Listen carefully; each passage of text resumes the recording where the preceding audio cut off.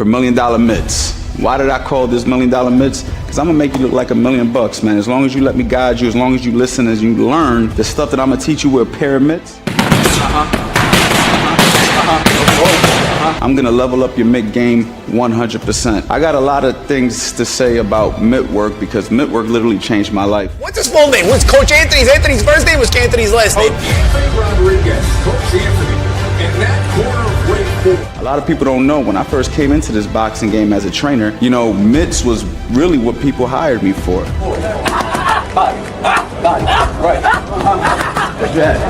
Working with professional fighters that put me in world title corners right off the bat just because they like the way I hold a pair of mitts.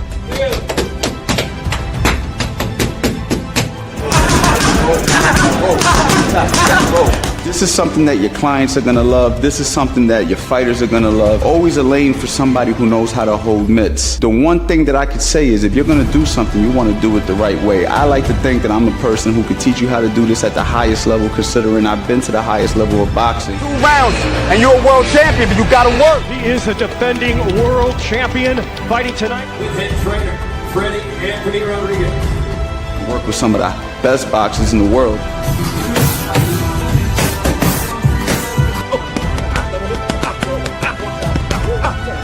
Mitts is what literally put me in that position. You could be a great coach, you could be a great teacher, you could be a great personal trainer. But this is what's gonna capture their eyes. This is what's gonna make people look at you and make people say, hey man, that guy knows what he's doing. I wanna go ahead and work with that person. I'm gonna teach you, it doesn't matter if you have 0 experience or if you have a lot of experience, there's gonna be modules in this course that's gonna help level you up. You no more, man. You gotta check. Sean. Whoa. You see that?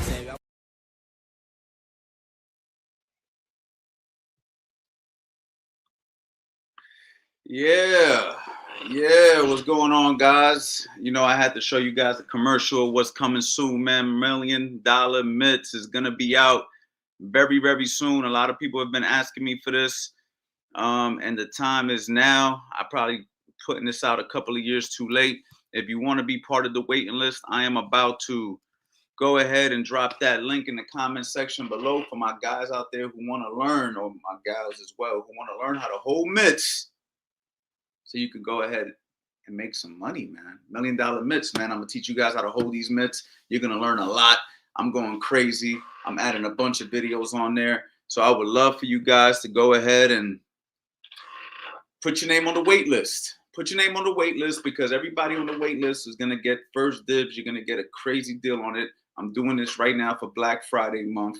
So you guys definitely want to go ahead and jump on that. Also, my Black Friday sale is officially on and popping. If you guys ever wanted any courses from me, right now is the time to go ahead and grab something for me, man. I got all my individual courses going for $47, man, early bird special. And I got the Master Boxing Bundle, the cheapest I've ever done it.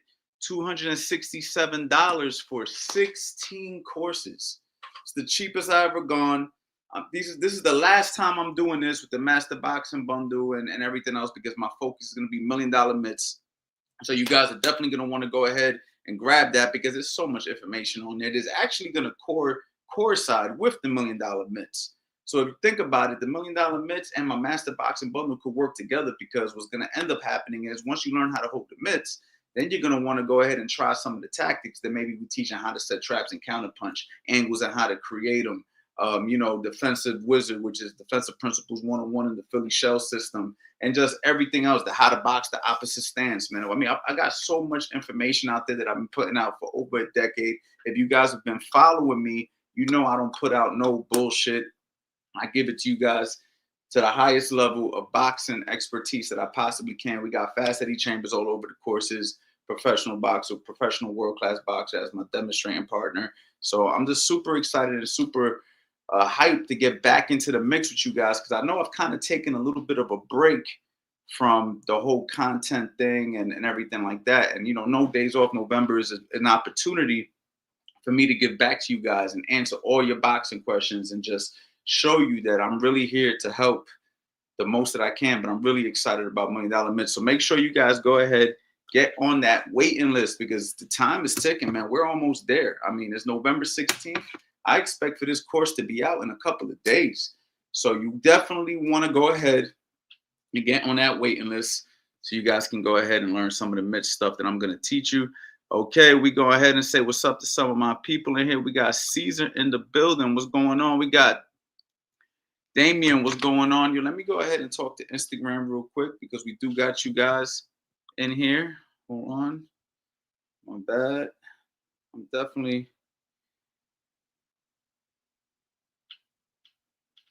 gonna go ahead and say what's up to y'all. But anyway, man, we got QB Killer. What's going on, my guy? Yo, Johnny, what's up, bro? How you doing, man? How are you doing, bro? I am super excited. Give me 1 second, man. I am so sorry, guys. I probably should have had this locked and loaded already, but I'm here, man. Listen, I just drank a cup of coffee at 8:59 p.m. Eastern time, so I am super excited.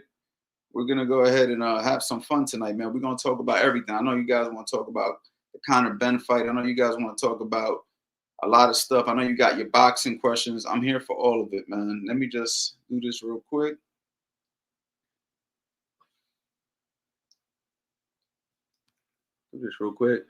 Instagram, you see what's going on. You see what's going on. Make sure you guys get in here. Make sure you guys get in here. All right. We good. All right. Now I can focus. Just had to talk to Instagram real quick.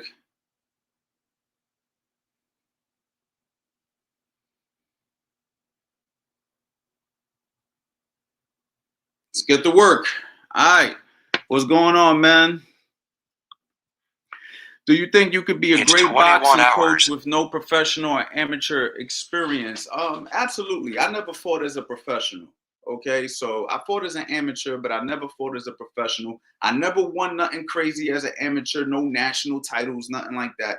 I do think that you do need to know how to box, though. I do think that the more you learn how to box, the better a coach you can be. I definitely think that being punched in the face and going through certain adversities will make you a better coach. However, I think if you learn the game and you're around boxing for long enough and you learn from the right people, you could definitely be successful as a coach. I mean, I'm proof that you don't have to be a professional fighter to go into world title corners and help somebody win a world championship. I was able to do that. But going into the game with absolutely zero boxing experience and trying to coach fighters, that's a little bit difficult. So I would say that what I would do is learn as much about boxing as you can and don't rush that part of it. A lot of people, they come into the boxing game and they want to be trainers of world champions and stuff without putting in some of the groundwork. Like, I do think that there's a certain amount of groundwork that needs to put in. There's fighters out there, there's coaches out there who never fought professional, but they got a lot of boxing experience, whether that's amateur boxing experience or they got a lot of sparring experience, or, you know, they've been around boxing at a very high level for a very long amount of time before they decided to start working with professional fighters. Working with professional fighters is definitely different than just working with the everyday person who wants to learn boxing. So you definitely need to be exposed to it to a certain degree. But is it possible? Yes, because it's been done before. There's many good trainers out there who never fought professional. And there's a lot of good trainers who did fight professional. It's about how you communicate. It's about your boxing IQ, the understanding of people, the understanding of the things that fighters deal with. And in order to be able to do that at the highest level, you definitely need to be exposed to it for a certain amount of time. I mean, I fought as an amateur from like 16 years old to about 20-something years old. And then when I stopped competing, I still continued to train, spar with professional fighters and whatnot. And then I opened up a boxing gym, and then I started training amateurs, and then I started working with pros. And then we went ahead and we started doing, you know, fighting on a big stage. I've been in a few world title fights before I actually got to help a fighter win a world title. When Hank Lundy fought Terrence Crawford, we fought for the title. We lost. Outlaw Eric Hunter fought Lee Selby for the world title. We fought on an Anthony Joshua undercard. We lost. Then I went ahead and started working with Tevin Farmer. His first fight with Kenichi Ogawa, he lost. But even though I felt like he won, he actually lost that fight. But then they went ahead and they found steroids in Kenichi Ogawa's system, and it got overturned to a no contest. Then, of course, we went ahead and fought Billy Dibb, won the world title, defended it successfully 5 times, and then I got with Raymond Ford. We started winning some fights, and then from there, we fought Odebeck for the title. They were both going for a vacant title, and Raymond got the knockout, and I feel like I was a big reason that he won that fight. So yeah, it's all possible, but as you can see, I took my bumps and bruises along the way before I got to that position. So can you do it? Yes, but it's going to take a certain amount of dedication from you, and you're going to really have to study and understand the game, and you're going to have to put in some work for sure. Hey man, I think that Ben did his thing, man. Congratulations to him. You know what I'm saying? I know he lost the first fight. He went ahead and he got it back, and you know, he did his thing and he looked great, man. Congratulations to him. What's going on, my boy Vic? What's going on, bro? Hope everything is well.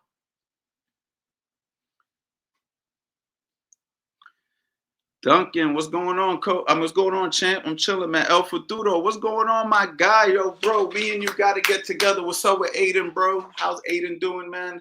Me and you definitely got to get together. Motion blur. Hi, coach. I don't know why, but when I look and feel sharp while shadowboxing, but when I put on the gloves, I feel like I have noodle arms and I feel like I'm throwing maybe you're dealing with some nerves, bro. I mean, it's easier to shadow box than it is to actually get in the ring with somebody because there's nobody in front of you trying to hit you back. So when you get in front of somebody who's trying to hit you, your nerves can kind of, you ever heard people saying like you freeze up because of your nerves, like you get tense, so this is why you have to continue to do it to become something that you get used to. Like boxing is different than anything else because you have to learn how to fight under the conditions that you are not actually mad at somebody, right? So like right now, if somebody pissed you off, you know what I'm saying, or they disrespected you, or they put your family in danger, you're gonna have a different kind of a reaction because you're gonna be like, what? Nah, hell no. You know what I'm saying? It's fight or flight. You know what I'm saying? But in a boxing match, you know it's a sport. So now that you know it's a sport, you kind of like, you don't think of it as of a fight. You think of it as a sport, and that can kind of make you nervous. You know what I mean? Especially if there's people around or whatnot. So this is why you have to get exposed to it on a regular basis. And eventually, hopefully, if you overcome those tough sparring sessions, you'll be able to actually spar and then eventually fight. You know what I mean? What's going on, champ, man? Hope everything is good. Fight week. How do you see Haney Norman? Yo, I am super excited about Haney versus Norman. I got to watch more about Brian Norman. I've been seeing highlights of Brian Norman for some time. Obviously, I know who he is. I heard the sparring matches he had with Gervonta Davis. I heard that he did his thing. So, of course, I know about Brian Norman. And Devin Haney. How can I not know Devin Haney, right? Devin Haney's been very popular over the last few years. I mean, obviously, he had a very rough fight with Ryan Garcia. But other than that, Devin Haney was on a tear doing his thing. He's going up to a bigger weight class right now to fight Brian Norman. I got to tip my hat to him. This is not an easy fight to go up to 147. He does look in phenomenal shape, though. He does look like he's ready to go. So I am super excited about this fight. I'm going to watch some more Brian Norman fights this week. And I'm going to give you final predictions toward the end of the week. I don't want to give my full prediction because I have to watch Brian Norman and study him a little bit. And I don't want to just talk off of the whim. I mean, you know, my gut instinct, to be honest, tells me Devin Haney's going to win. My gut instinct. I don't know why. My gut instinct. But I got to go ahead and watch Brian Norman and make sure that I'm not wrong about this. So I'll be getting back to you on this. I'm going to study a little bit of Brian Norman. But what do you think?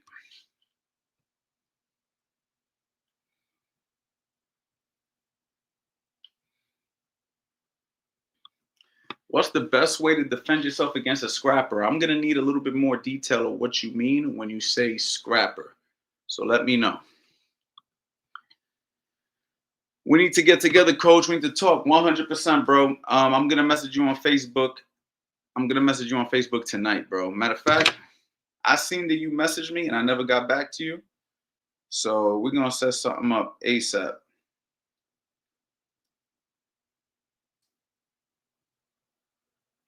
bro.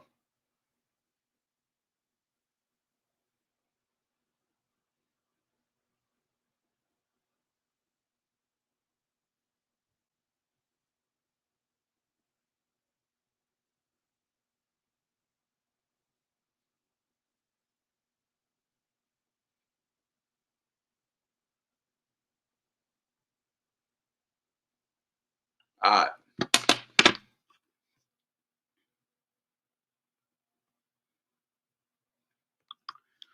I started boxing October 1st and gonna fight next April. How would you improve your skills fast or something? I mean that's up to you and your coach, champ. I mean, you and your coach got to get together. You obviously got to do a lot of sparring. You got to listen to your coach. You got to work on your fundamentals. You got to focus on your technique. You know, you got to focus on your conditioning. So that's really up to you and your coach, man. If you want me to be honest. If someone comes off the street knowing nothing about boxing, what do you look for before you put them in the ring to spar? If I take somebody off the streets, I teach them the fundamentals of boxing. I teach them the proper way to stand, the proper footwork, the basic jab, cross, hook, uppercut, the basic slips, the basic rolls, the basic ways to throw block punches. And then I work on those skills and until they're ready to spar. And then once they're ready to spar, I have them apply it in sparring, and then I level up their sparring as they level up, and then eventually I let them compete. But I don't just let them go off the street and do whatever they want.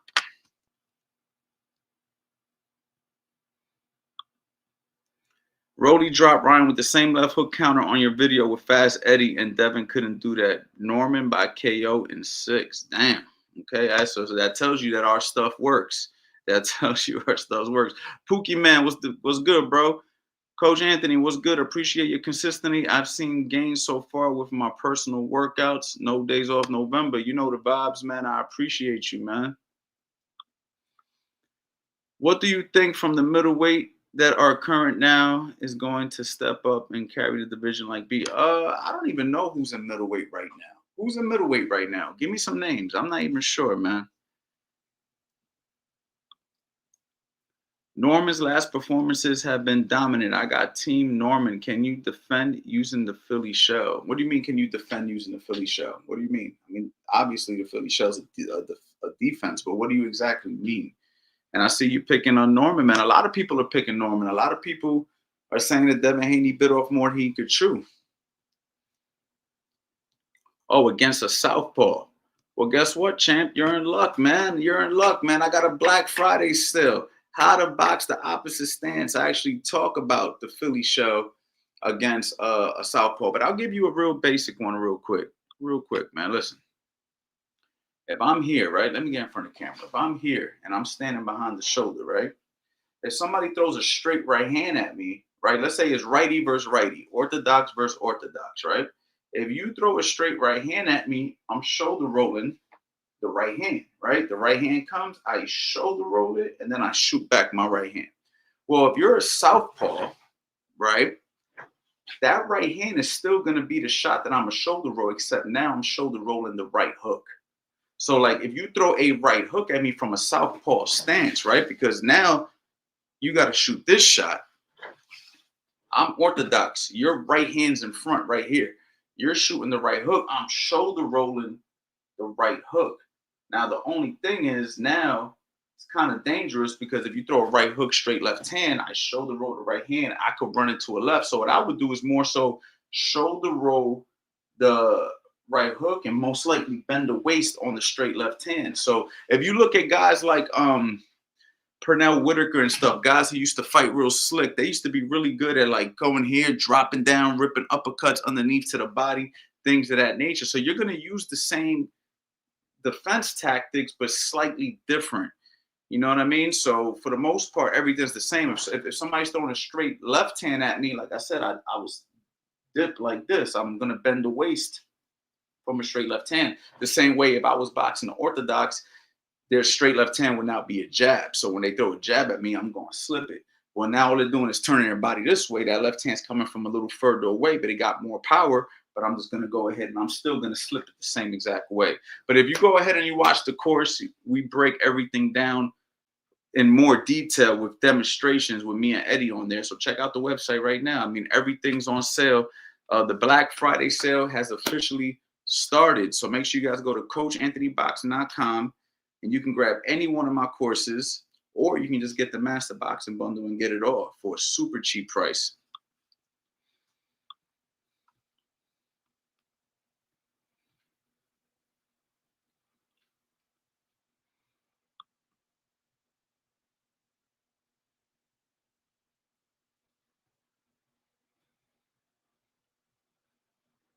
Keep them questions coming, guys. Keep them questions coming.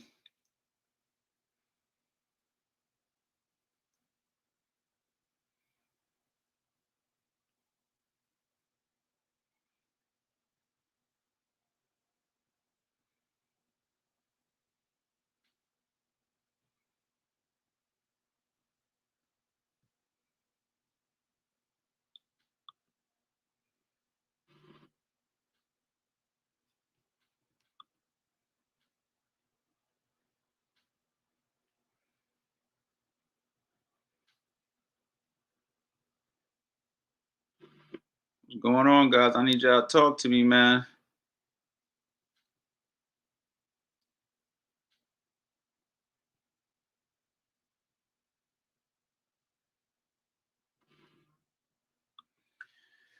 Yeah, you're leaning for Haney, but Norman's the bigger puncher. That's the same way I feel. I feel like most likely, like if we can get Haney to utilize that jab, stay on his footwork, don't sit there and exchange with Norman. But that's what I want to see. I want to see if Norman.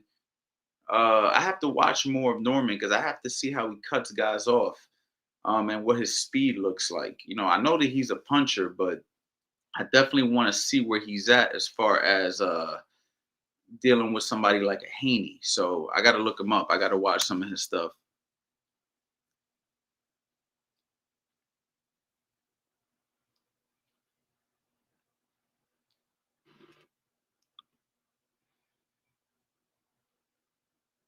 Out of the top 10 middleweights, there is nobody. How can they get that division back where it used to be, man? I mean, honestly, bro, I don't know. I mean, it just takes the right athletes to come in. You feel me? Like I think every so often, every division has like their certain divisions are more popular than others at different times. Like let's think about the heavyweight division.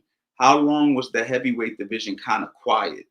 And then as of recent, you know, with like the Tyson Furies, the Anthony Joshuas, the Deontay Wilders, the Luis Ortizes, and all those guys, they kind of revived the heavyweight division. But there was a long time where the heavyweight division was dead.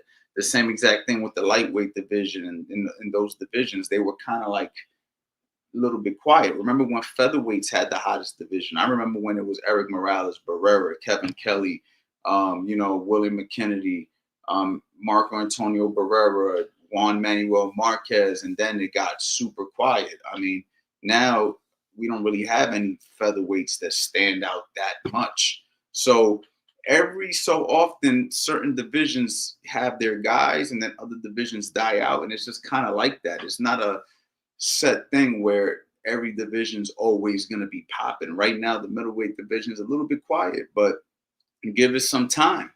Next thing you know, it's the hottest division. You feel me? But that's just how boxing goes.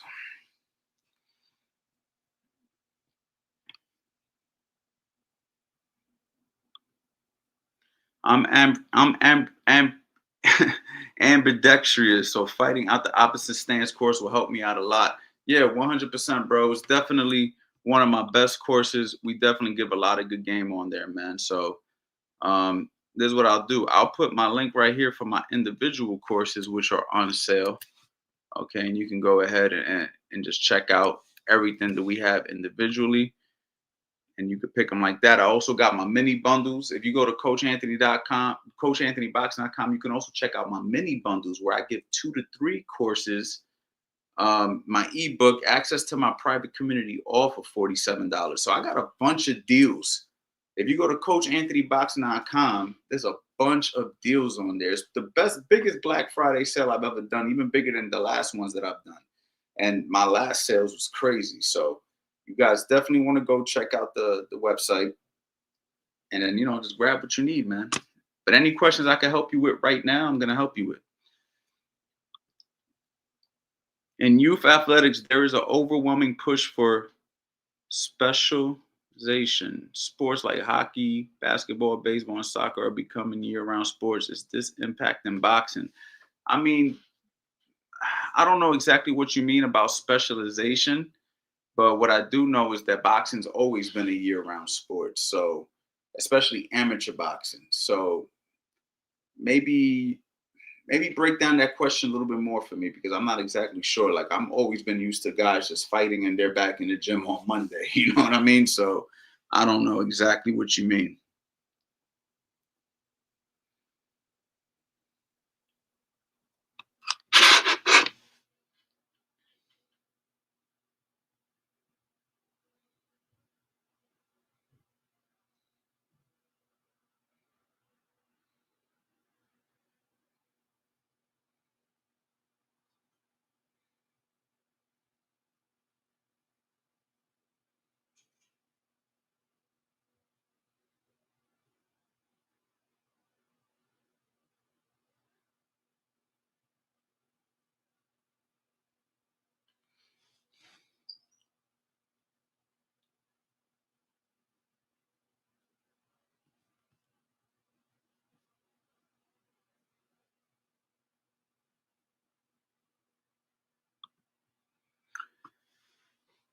Who you got winning that fight, champ? That's definitely going to be a good fight. Abdullah Mason versus Sam. I don't know how to say his last name. Noakis. Who you got winning that fight, champ?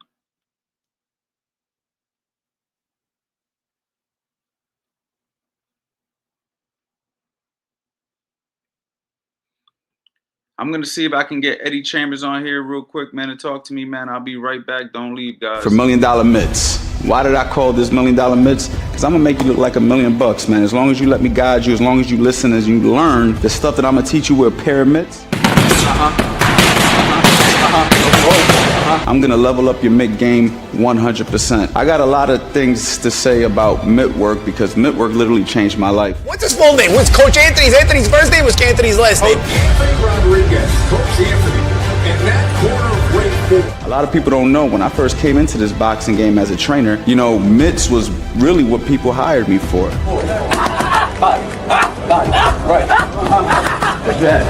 Working with professional fighters that put me in world title corners right off the bat just because they like the way I hold a pair of mitts.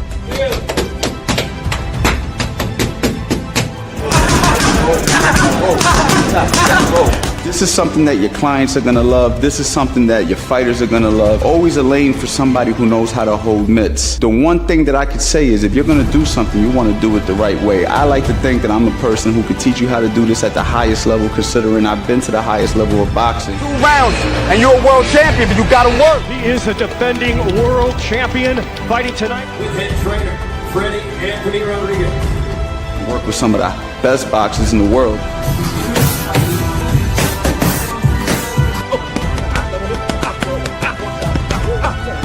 Mitts is what literally put me in that position. You could be a great coach, you could be a great teacher, you could be a great personal trainer. But this is what's gonna capture their eyes. This is what's gonna make people look at you and make people say, hey man, that guy knows what he's doing. I wanna go ahead and work with that person. I'm gonna teach you, it doesn't matter if you have 0 experience or if you have a lot of experience, there's gonna be modules in this course that's gonna help level you up. You gotta change. Sean. Whoa. You see that?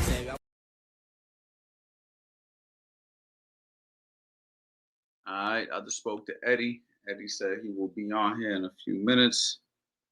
So yeah, let's go ahead and let's do this real quick.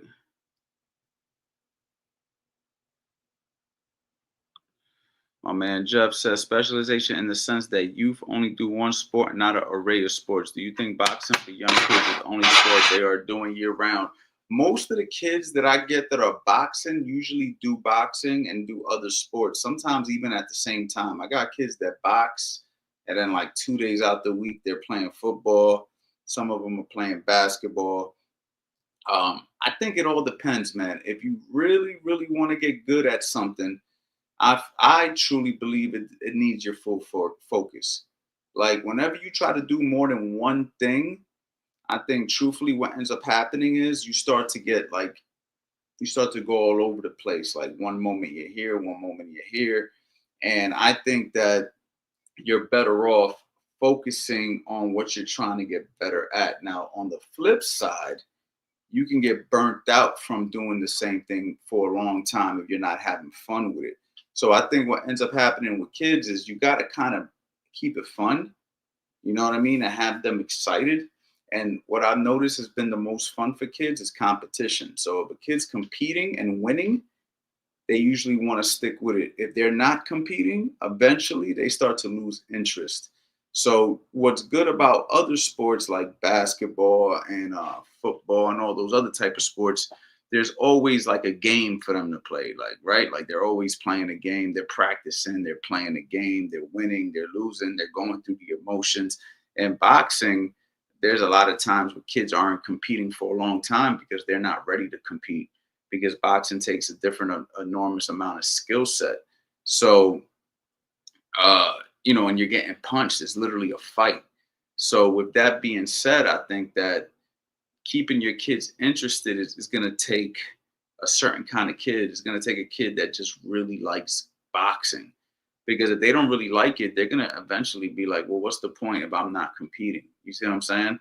And if they're not competing, then I think that it is cool for them to do several different sports and then just keep boxing as something that they do so they can learn how to defend themselves and they're not getting burnt out by it. Like they're doing it a little bit and then they're doing what they really like to do. But if you really want them to be competitive boxers, they're going to have to really put a lot of focus into it. And I would say drop everything, truthfully.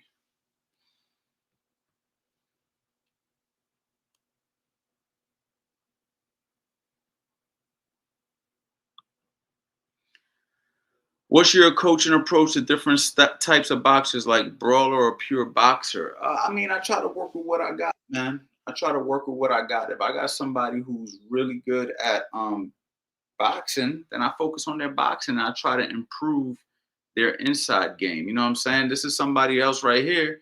We got the one and only. Uh-oh. What's going on? How come I don't see you, Eddie? You should. Can you hear me? Yeah, I can hear you. I don't know why I got the thing on.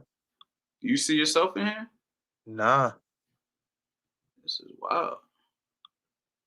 this is Add to the taking a long statement. time to load, brother. That is weird as hell. I've never had this problem before. A lot of new shit. They don't want to see me anyway.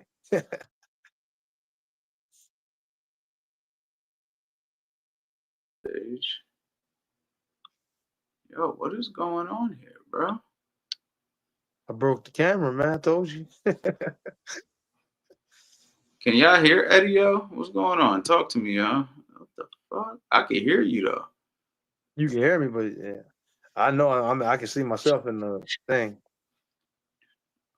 You see yourself in here with me? No, not with you. Maybe it's because you got the. The duel. Yeah, maybe it's that. Could be that. Could be Because I don't think we done that when I wasn't there. You know what I mean? Yeah, give me 1 second. You can hear, they can hear you, but they can't see you. That is mad weird. I'm gonna stop doing this dual shit. Let me see here real quick. They said it can. It says you're in the show that everyone can see and hear you, Everybody can hear you, but they can't see you. but That's they can't really, see because of that. that's Probably really, because of that. that is really corny, bro. Why would they even add this feature If it can't be used. if you can't add a person? Like that is crazy to me. Hold on, let me. Oh, here we go. Oh, well, they got it. There we go, Eddie. I got you. They figured it There out. we go. Oh shit, All right, man! all I right. might have ruined everybody's night. Eddie Chambers. So yo, Eddie. What up? Somebody asked me a question before this, which I thought was really good. How do you feel about? I guess the word he used was the word he used was specialization in the sense that you've only doing one sports instead of an array of sports. So do you think that a fighter, you as an amateur boxer, when you were boxing, especially as a kid, because you started younger than me. When I started, I was already like 15 years old. I think you started at what, like 9, 10? I started learning at 9, yeah, but Okay, I so started competition later. were you doing a bunch of different sports, or were you just focused on boxing? When I was 9, I started with just boxing, but then I got into football. Then I played football a little bit. Probably played like 3 or 4 seasons, 3 seasons, Okay. I think. Probably till I was about 12, maybe. Okay. Yeah, or maybe 2. I might have. It might have been a couple, maybe a couple seasons, 2 seasons. But then, and I still didn't really. I wanted to play ball after that. I wanted to play basketball after that. So I before. I mean, I didn't even get a chance to even start with that because I started box a little before. I mean, I played ball like in the street, like always, every day. Had the ball in my hand and all that. Um, Finally, was going to play in this little summer thing they had, this little summer program they had, but whatever happened, it fell through. Then my dad took me down to the gym, and then once my dad took me into the gym, I was, I sparred my first day, did a couple, smoker. I think I did like one smoker before I had my first fight, and then I was in high school, and actually a little before that, I was like, "Yo, could I try out for the ninth grade team?" My dad was like, "Nah, you boxing." So I had no chance of that. So, or I know, I think it was the JV squad. I was trying out for the JV squad. Actually, it was in 10th grade, and he said, "Nah," because I was already boxing. He was like, "Nah, ain't none of that happening. So you got to play. So, I mean, you got to fight." So I didn't really get a chance to experience like trying to juggle 2 sports.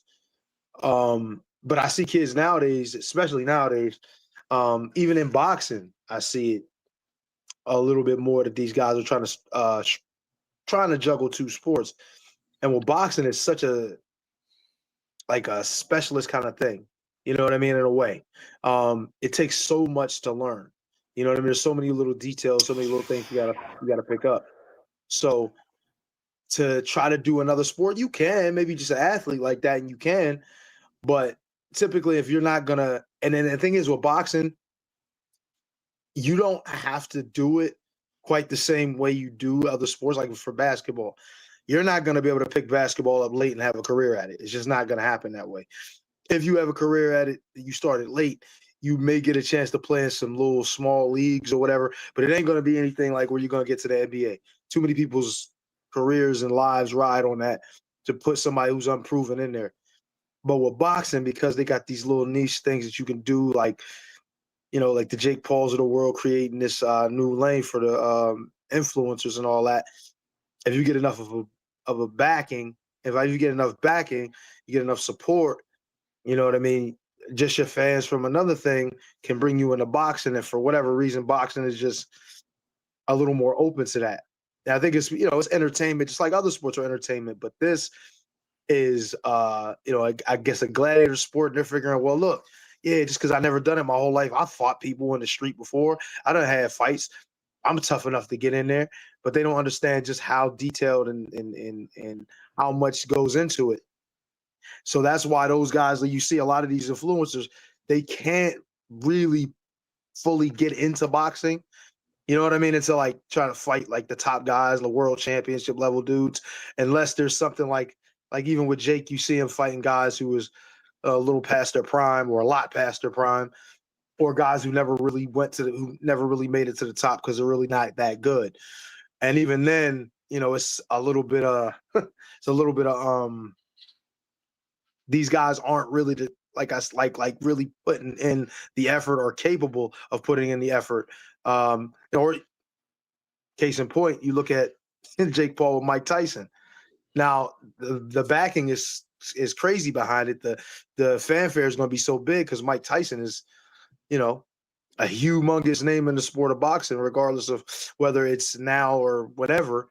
He can generate more money. And then Jake Paul has his own following, and he's done so much in boxing recently, or at least for boxing recently with the women's boxing and just promoting this whole YouTuber thing. So, I mean, but it's not going to be, the weird thing is that Jake Paul and I gotta ask that because I don't know for sure. Is that Jake Paul and Anthony Joshua thing for real?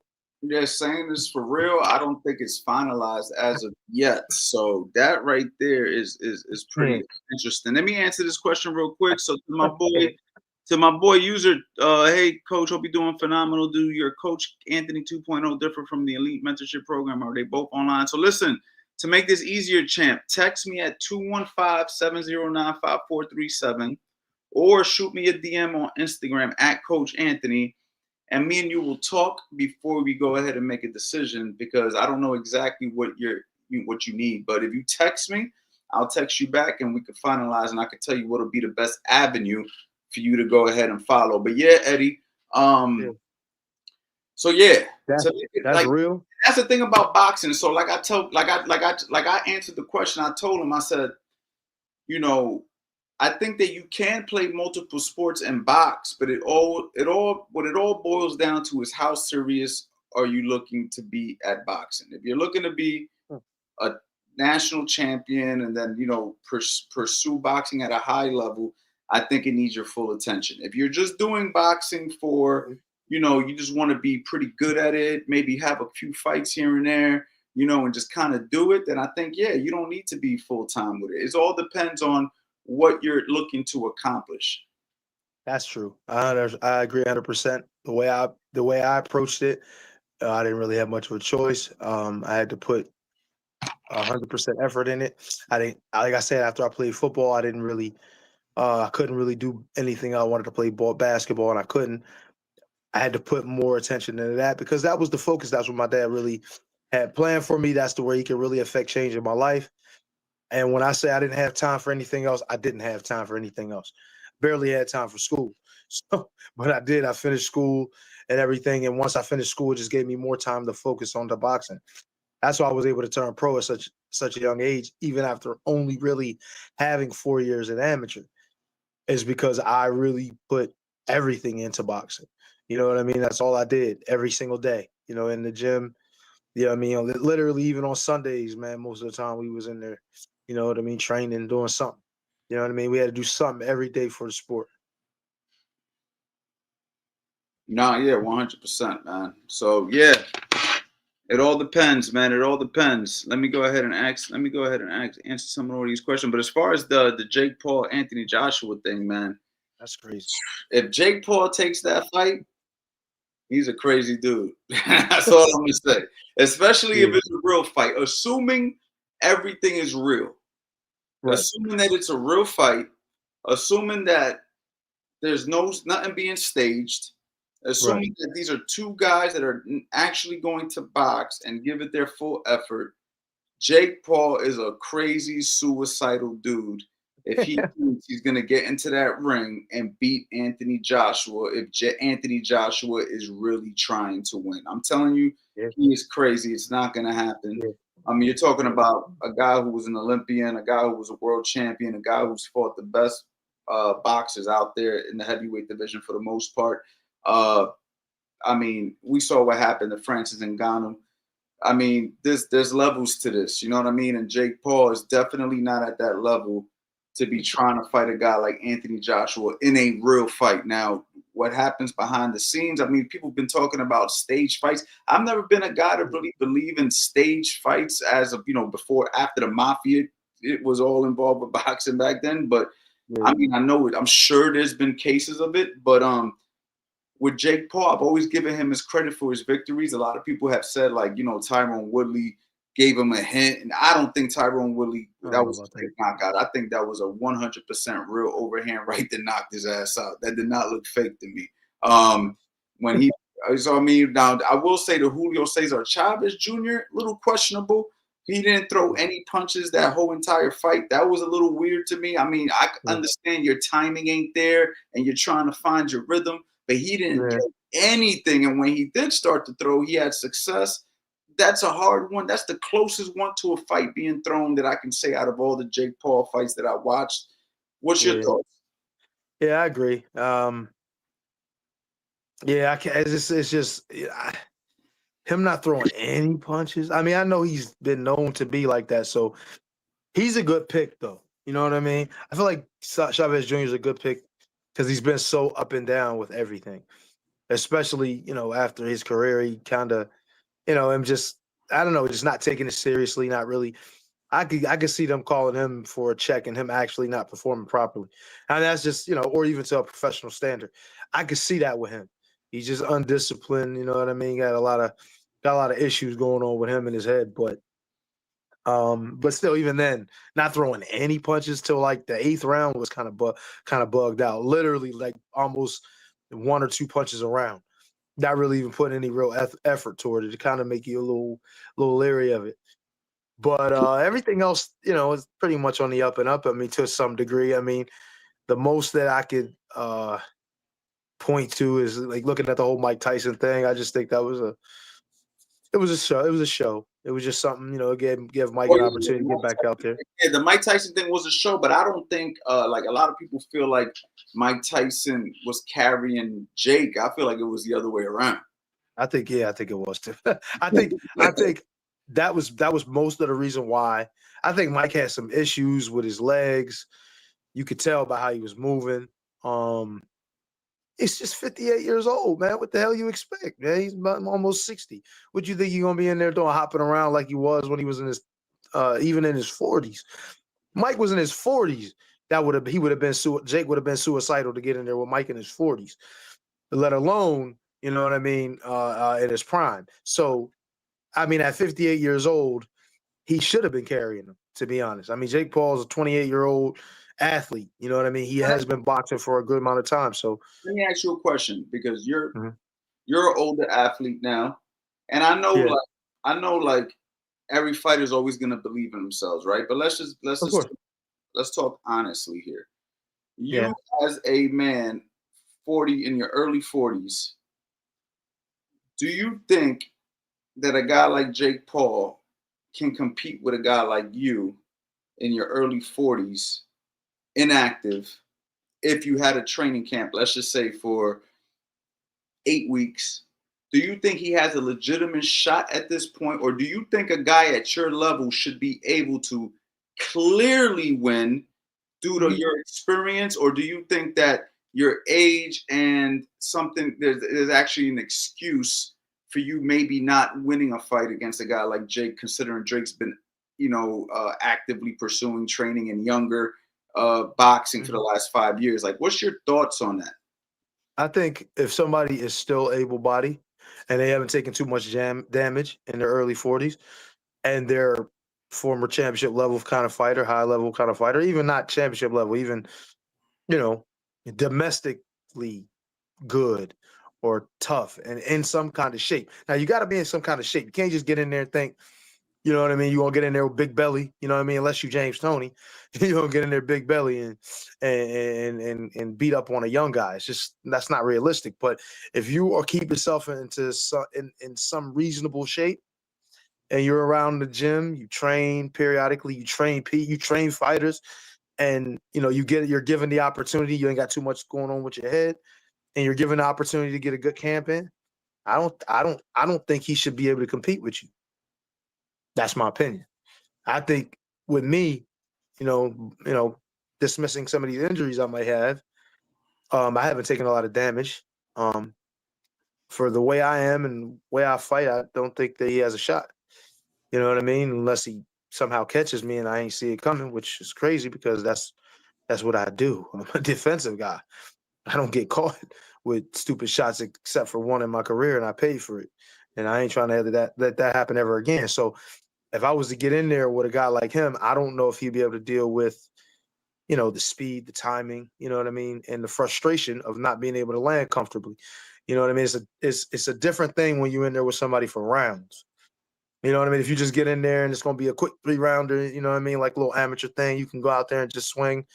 No, but if we talk about 8 rounds, 10 rounds, and you gotta keep finding me, you gotta keep on, you know what I mean? How You much gotta go time, through the how fight. much time do you think a guy like you would need to be able to fight a guy like Jake Paul right now? Like, if you let's just say you got the phone call right now, like last minute feeling, like, hey man, we need you to fight in December, and we're already 2 weeks into November.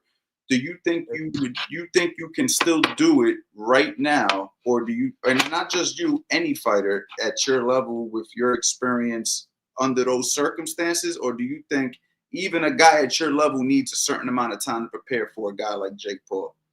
Well, I mean, it's also this another thing that's underrated, and a lot of fighters once they stop fighting, they lose that desire, that hunger, that what I mean. They're not really into it the way, and I'm not gonna sit there and say I'm one that is. I'm not really mentally there right now, but if I got an opportunity like that, somebody say, "Hey, man, you can get in there with Jake Paul, bro. You know what that means. You know what that." I'm like, all right. I'm ready to go. I call people like now, I'm like, yo, let's get some sparring, let's get everything going, blah, blah, blah. Do you think I'm ready to go. enough time? Once he's supposed to fight, this is it December 14th? Would it be a month from today? Basically, yeah. If Okay, that's the case. If it's the 14th. okay, so that would be a month from today. Do you think 4 weeks is enough for a retired boxer who's been retired for years but has fought at the highest level, for him to just get up off the couch, train for 3 weeks, because you figure fight week, let's just say 3 weeks, 3.5 weeks, and then he has to fight on that next Saturday against a guy who's been training every day but has never fought at a world-class level? That may That'd be enough time. that may even things out to some degree, but then even not because I'm just trying to be a double advocate here. What I'm I trying know. to say I'm with is you. being a world-class fighter overrated, because we talk about how Hell no. a retired world-class fighter overrated if he doesn't have a camp. That's what I'm trying to ask. If like is it overrated, or is those guys actually beatable? Because let's just say he beats a guy who's a guy of your level. Now people don't want to give him credit because they're like, oh, well, the guy wasn't training, obviously. But then again, it flips over like, but shouldn't the guy had enough experience to pull it off? Honestly, possibly, barring injuries. Right. Because a lot of guys will get in there like myself. Got issues with my shoulder, got issues with my hip, got issues. Not saying they're debilitating, but they're issues. And I'm getting there with somebody who's completely able-bodied. Now I can go out and play, I don't know how many games of basketball and hobble out the gym and still be all right. But I mean, we talk about a world-class situation here. Like, I'm not trying to get in there being half-assed and look bad, have a Jake Paul come out with a win over me. Like, nah, fuck that. You know what I mean? The bag might be worth it though. But what I'm saying is I still don't want that. That's a bad thing on your resume. You know what I'm saying? And I'm not 58 years old, so that kind of makes it even worse. But I think a person like myself who hasn't done crazy things, I don't smoke, I don't drink, I don't waste my time chasing crazy. And I didn't want to say that one, but I don't do what, Eddie? Would you like to be specific here? but I don't do bad things. I'm home. Well, no, I ain't home that much because I work so much. I work hard. I'm working hard. But come home every night. But on the flip side, what I'm trying to also say is, well, I think this is good conversation, is this shows you how much you have to respect boxing, because guy could have fought at the highest level of boxing and still need the time to prepare his body for a guy like a Jake Paul. Like, which is crazy to say, because like when you think of Jake Paul, you think Nickelodeon, you think YouTuber, you think, right? Like some people are starting to be like, okay, I'm starting to see the effort he's putting in, and I see it already, but a lot of guys are just now starting to see the effort, and they're actually giving him a shot against certain people. Now, the thing is, these bigger names, guys who fought at the highest level, even though they fought at the highest level, you still have to prepare your body. Like, you can't just think because you've been fighting at a high level for years that you could just sit on the couch, get up, and you could beat some guys depending how you feel that day. But we all know that you need preparation for the most part.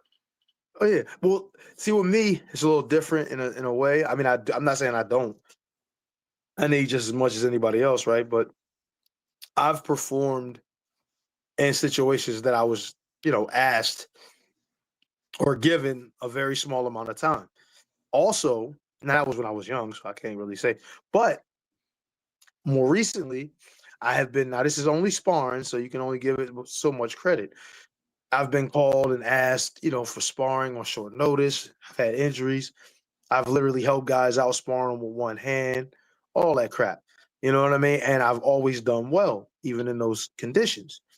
So, I mean, my body's a little different than a regular dude that's retired from boxing. See, a lot of these dudes that retire from boxing and they eat themselves. They eat themselves to death almost. It seems like even in their 40s, they big as a house. You know what I mean? I see the same thing with other sports too, but in boxing in particular, because a lot of these guys had to make weight, and now they ain't gotta make weight no more. They eating everything that they can get their hands on. Trust me.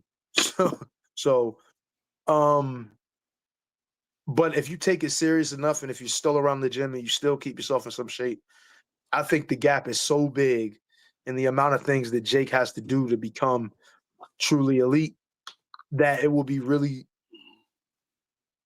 it would be irresponsible for me to say, oh, yeah, I think he can go in there. You know what I mean? I think I would be irresponsible in telling a guy like him, yeah, you can go in there right now and beat this guy.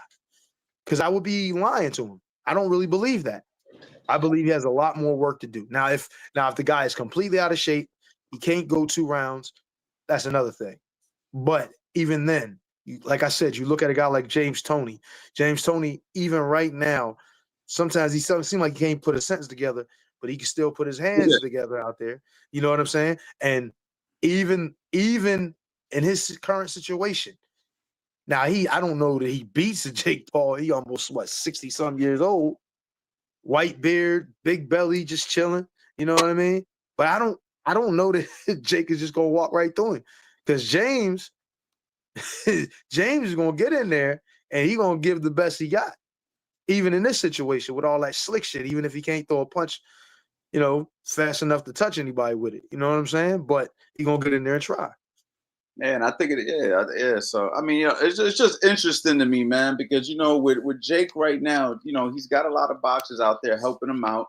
He has Yeah. access to the best nutrition, access to the best coaching that he can get, the Yeah. access he's got a lot of things in his favor. He's got all the time to spend focusing on boxing. He seems like a strong kid.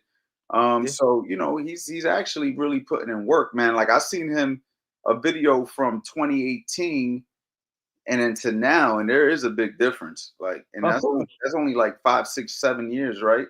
And he's Yeah. beating some guys. So I mean, I'm not saying that Jake Paul is a world beater by any means, but uh you can't just go in there and like think that you're just gonna beat him up easily without some sort of a training. I think you need some sort Oh, of hell yeah. training. Even if you're already a fighter. Well, look, I told you I turned pro after only 4 years amateur. Now, my 4 years amateur, I had almost 100 fights. So that's a lot of fights. So, and I had not only had almost 100 fights, but I was sparring every pro that I could get in the ring with. So I was constantly working. So I'm not saying that he's not doing what I did, but I don't know if he I don't know if he really is. His my schedule was crazy back then. If he's able to do something like that, then maybe he should be ready right now. Yeah, I think his 5 years of boxing is definitely different from yours. I mean, you started much younger, you had real competition experience, and you Yeah. were fighting a lot, compared to what he's doing. I mean, he's obviously hand-picking opponents, always getting the advantage. And that's why a lot of people don't like Jake Paul. Even though the fight with Javante Davis was very intriguing, I was actually pretty interested to see how that would play out. Now, I personally think this Anthony Joshua thing, I don't think it's signed, but I think more so, I think what he does is he calls out these big names knowing that the fight's not going to happen, just so people could be like, damn, he called him out. Damn, like he called out Canelo. Now he's calling out Anthony Joshua. I personally don't think that's the fight that's going to happen, but if it does, and it's a real fight, man, I mean, what can we say at Yeah. this point? Until them two motherfuckers get in the ring, You don't ain't believe no it? way I'm believing that shit gonna happen. I'm like, oh man, he got sick in the dressing room. Something happened. fight off. I'm like, yeah, kind of waiting for that. Until the motherfuckers in the ring throwing punches at each other, I do not believe it's gonna happen. That's a crazy fight to think that Jake Paul coming from. That just shows you, man, the power of social media, man. You know what I mean? Look at what this dude is at. Now he already had a Somebody following. He said, already had money. what about Jake Paul versus Deontay Wilder? Jake might have a good chance with that fight. Wilder legs are skinny and his boxing skills aren't the best. That could be a KO for either fighter. I don't know about that. I don't know about that. Nah, you know what, bro? I mean, Deontay is a little bit older. He's a little bit on the downside of his career, but I mean, Not a little bit. He's a Luis lot of, Ortiz, from what bro. I've seen. He He beat looked bad. He beat Luis Ortiz, bro. Like, we That's can't crazy. forget that. Luis Ortiz could fucking fight. Like, he knocked his ass out, even though technically I thought Twice. he got knocked out before they didn't count it. But Luis Ortiz got and he was winning both of those fights.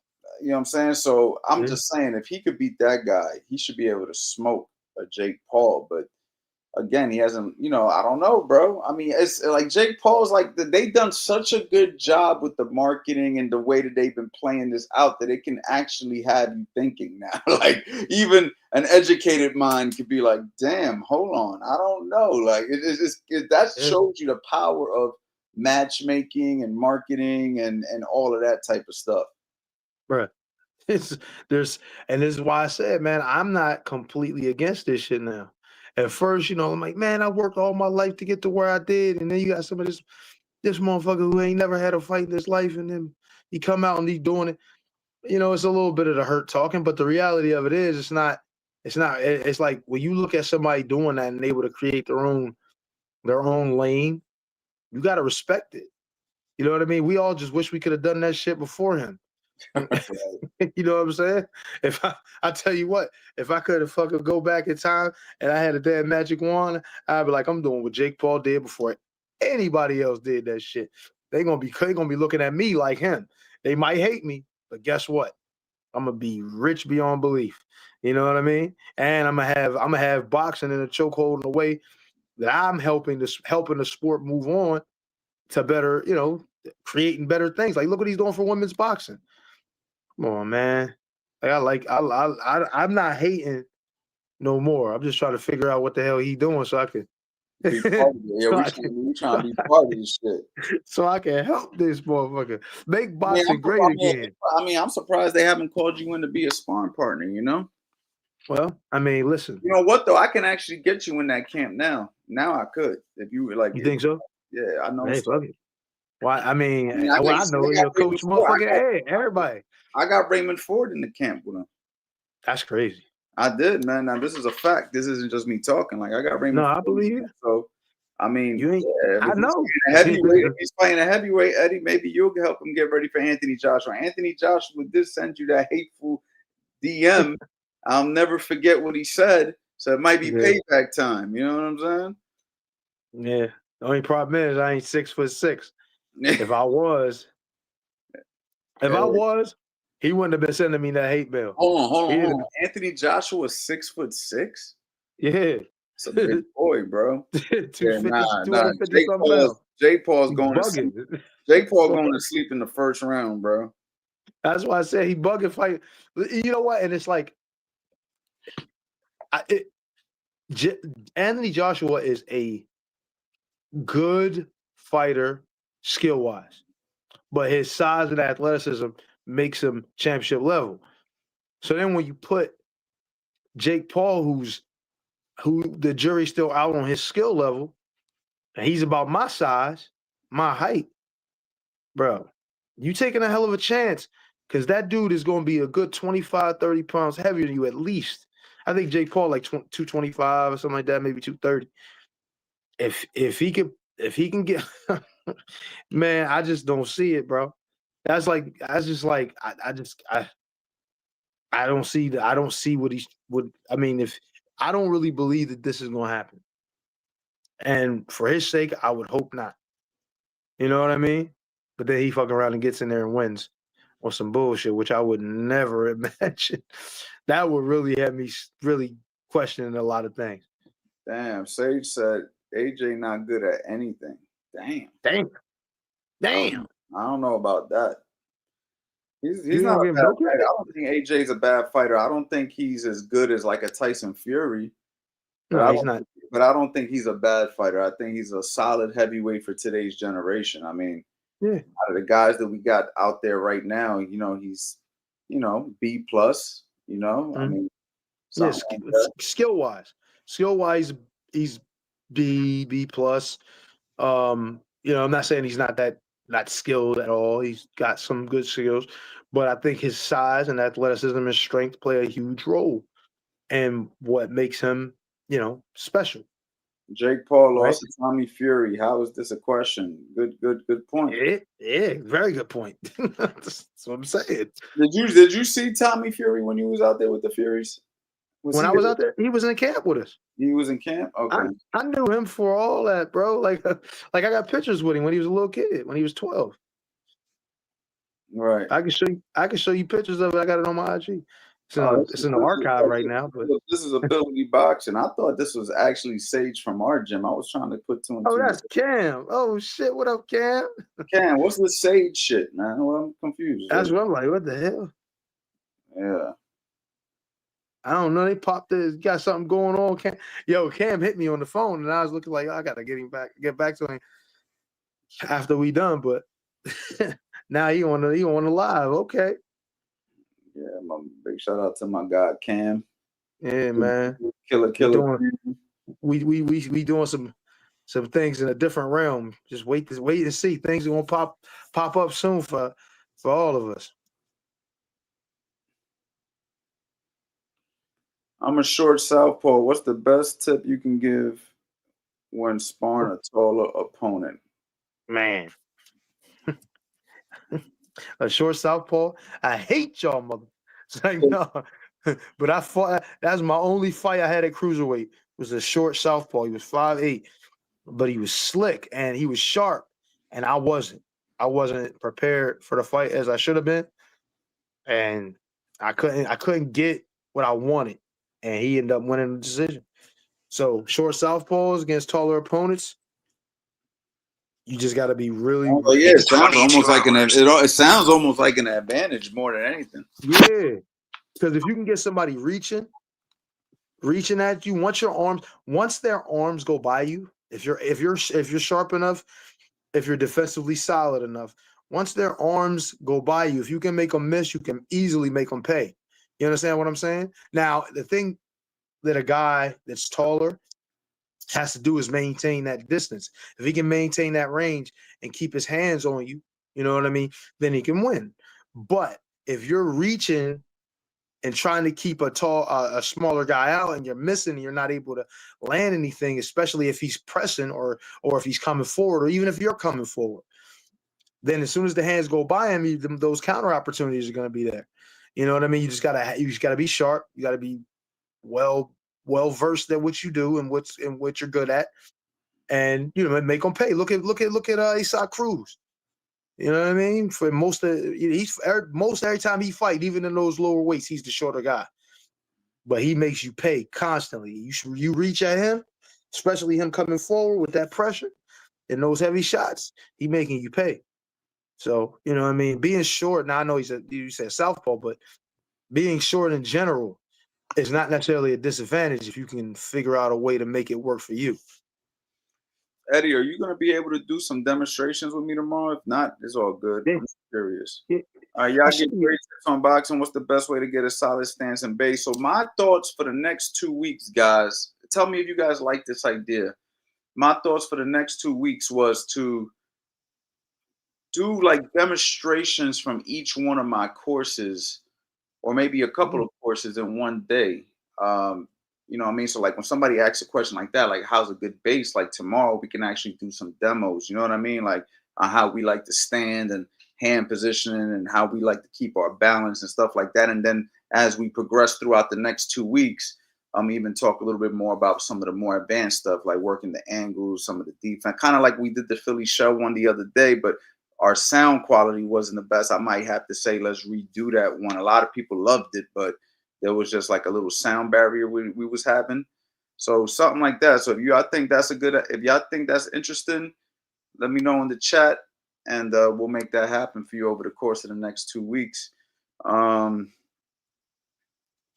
Again, the same thing. What's the best way to work on snap and form? I mean, what's your ideas on the snap, Eddie? Because that's a question that I get a lot. What's your idea on the snap?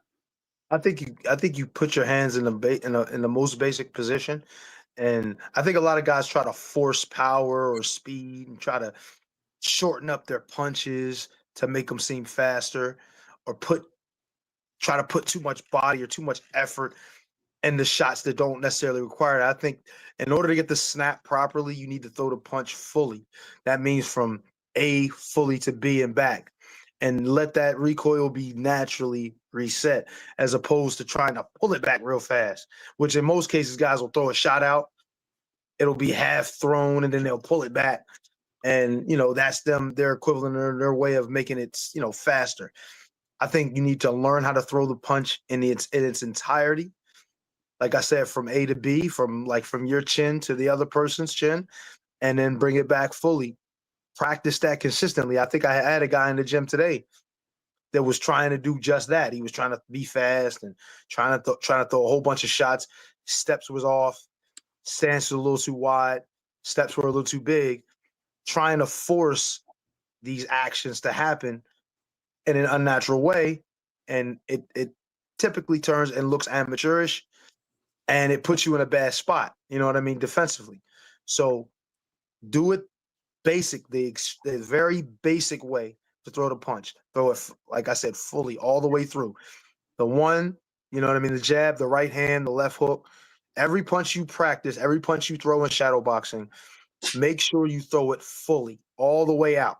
You know what I mean? And work on fully completing the punch, and the snap will naturally come over time. You know what I mean? I think if you keep choking the punches, or you keep, barely throwing them, or throwing them and trying to throw too much power in them, the technique of it is going to falter, or it's going to continue to be off. You understand what I'm saying? So I think it's important to throw the punch full out, practice it daily, and that snap will come. Can you make some strength and conditioning YouTube videos? When I lift weights, I lift heavy, but I'm starting to get a little stiff. I heard that plyometric exercises are better for fighters than heavyweight training because plyometric works the fast twitch fibers, and fast twitch fibers are important for explosive, quick movements. What's your thoughts on this? Any thoughts on this, Eddie? Honestly, I think explosive training, like even powerlifting to some degree, certain lifts are beneficial. You know what I mean? To be honest, deadlifts and all that. I think training like a bodybuilder can be a little rough though on fighters and make them a little stiff. If you train like a bodybuilder, like certain parts and like that, and you know about that. So I think that can be a little rough. I think you should train to lift like you would train as a fighter. You know what I mean? Try to be a little more well-rounded, focus more on strength and explosive power and speed, rather than just lifting for size and attraction.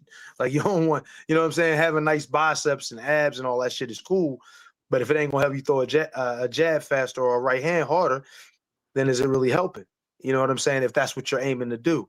So I think explosive power is the most important, and figuring out how to generate it. It's like me doing. I like to do cleans. I like to do, explosive deadlifts. Like overhead presses and stuff like that. But explosive ones. Nothing like just pressing over, trying to be, trying to move as much weight by being strong, or I mean, I say strong, but having the greatest shoulders.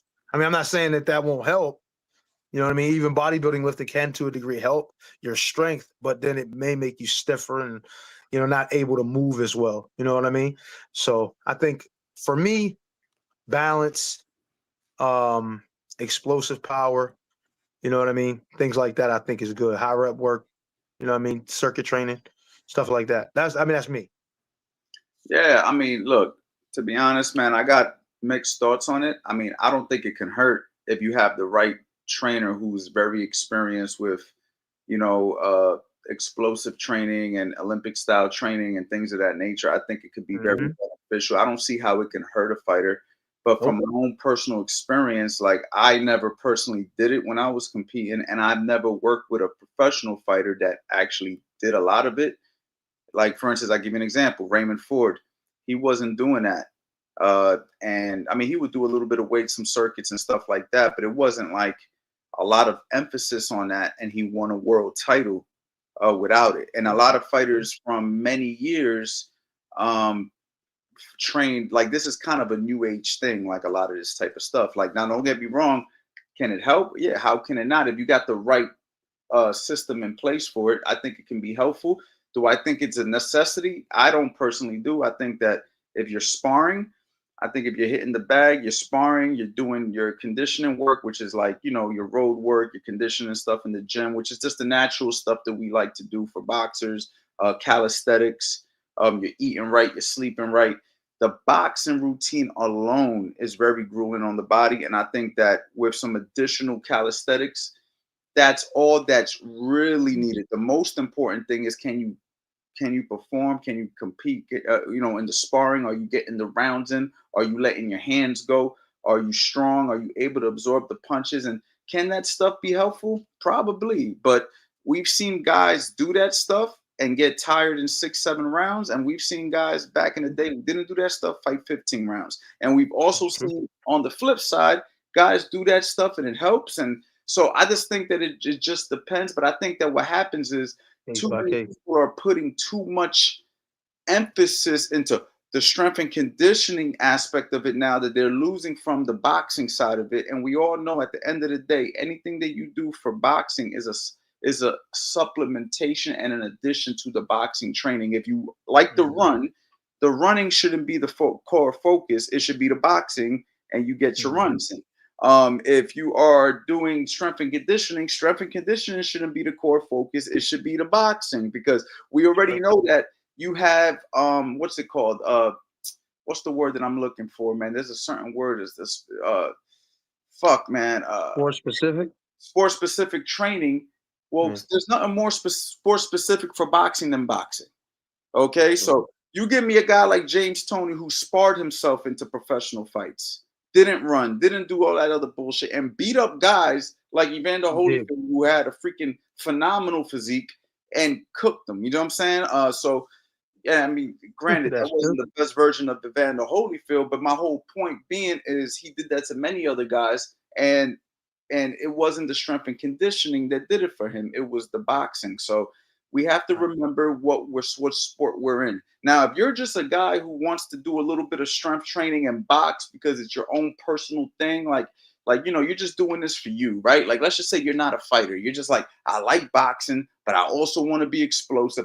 Then I say, hey man, do a little bit of everything. You know what I'm saying? Like, you could do some weights and you could hit the bag a little bit, shadow boxing too. You could do it your own way. You just do whatever. You know what I mean? If you're eating right, your body's gonna transform. But if you're really looking for like the golden nugget of this shit, and you're really trying to be the best boxer you could be, my personal opinion, put all your effort into the boxing.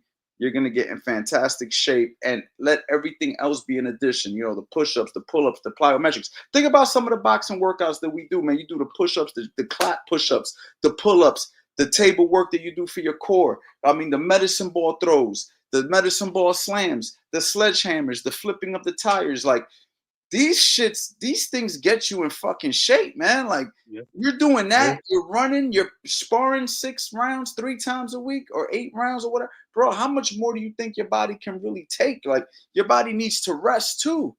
You know what I'm trying to say? Look, I agree 1,000,000%. But then there's also the other side too. The heavier a guy is, I think the more important strength becomes.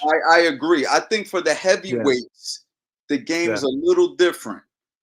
Little, yeah. I think we have to keep that into account. The heavyweights need a little bit more of that. I 100% agree with you. Yeah, because like now we're talking about moving mass. You know what I mean, in a sense, because these guys will wrestle you, lay on you, and if you're not, and like I've seen it with certain guys who are great boxers, even at lower weights, and you like, damn, if he was just a little stronger. You know what I'm saying? Like my man Tony Harrison. Tony Harrison, fantastic, boxed his ass off, beat one of the twins, and I think the only thing, and I'm not saying he wasn't lifting. He might have been lifting like a motherfucker. I don't know. But if I felt like if he was, and I ain't saying he wasn't strong, but if he had that explosive power behind that and like that extra sturdiness a little more, I don't know if the twins would have been able to touch him. I mean, well, Jermel and this one in particular. I look at stuff like that and I'm like, for those kind of guys, I feel like that gets them over the hump. There's certain guys that I believe need it more than others, especially if you fighting a guy who's a little I stronger. like what you You know, just said. I like what you just said because yeah, that lets you know that boxing is also not a one size fits all because yes, some sir. guys lack in certain areas. I get guys all the time that they ask me questions on here like, hey, coach, when I throw my right hand, I'm not generating no power. Or when I'm throwing a jab, and I'm like, bro, I got to see you do it. I got to see why. Like, I can't just like say, oh, I know the answer of why your right hand sucks. It's like, I don't know until I Damn, he said, see it. So it's the same thing with a fighter, right? It's like I don't know what you really need till I see you. Like the fundamentals are the fundamentals. You know what I mean? The stuff that we right, teach in the courses, that's the fundamentals. Like that shit works. We know it works, so we compile them into courses and we sold them. That stuff works. But when we're talking about the specifics for you, what you're doing right, what you're doing wrong, we have to actually see you, work with you, and see you actually perform. Like I'll give you an example. There was this dude the other day. I was at LA Fitness doing some weights. Actually, yesterday, no cap. yeah. He came up to me, Coach Anthony, bro. I'm a big fan of yours, man. I can't believe you're here working out. Yo, can you do me a favor? Can you look at me real quick? I'm in the. He actually said he knows you too. Real tall white dude. I don't know his freaking name, man. He's a real tall, slinky white dude, and he has some good punches on him. And Wait, he's like I don't know. He was boxing southpaw too. Um, but anyway, he's hitting the bag right. He's shooting a sharp jab and a sharp hook, and he's like cock, and he's like, yeah, man. So what do you think? You think I could go pro? I'm like, bro, I got to see you box. Like, yeah, your jab and your hook looks great on the heavy bag. Congratulations. I got to see you box. Like, I don't like until I see you get in that ring and see what you're dealing with, see what your strengths, your weakness. Honestly, the true answer is anybody can go pro. But my point is, if you wanted to have a realistic conversation, I don't know till I see you box.